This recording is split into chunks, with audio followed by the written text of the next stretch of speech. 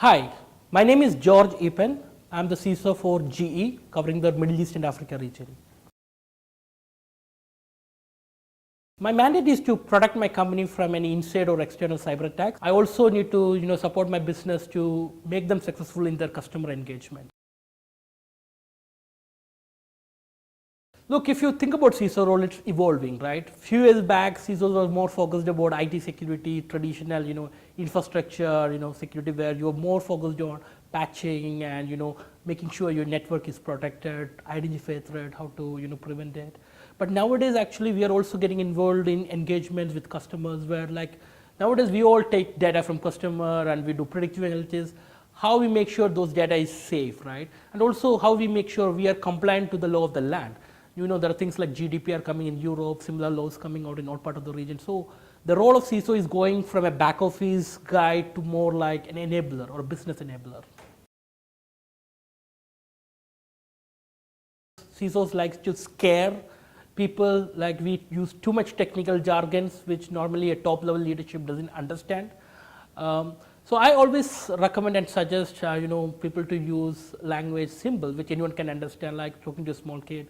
So I always believe, don't talk about IT risk, rather map those cyber or IT risks to a business risk and talk about those businesses to leadership, talk about the dollar impact if that risk happen in your environment. So that's a language which any top leadership will understand. Very different. So OT is something which is operational, right? So in OT, our approach is, make sure the availability is there. So if a power grid goes down, it's not going to impact one or two people. It can impact the entire, city.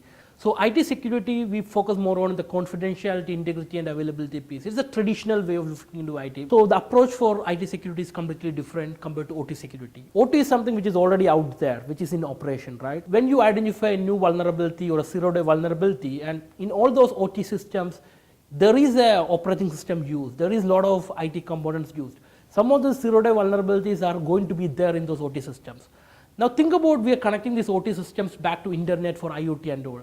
You are exposing all these vulnerabilities to internet so someone can misuse it, right?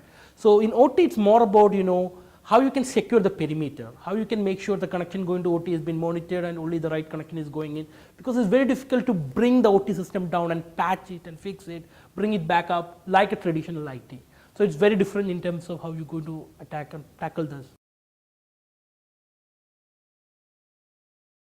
CISO is a big player right nowadays, right? It's a board level topic. Like if you know what happened last couple of years, like things like Equifax, like their leadership got removed because of a cyber attack. Like the Yahoo deal, right? The price got down because of the data breaches in Yahoo.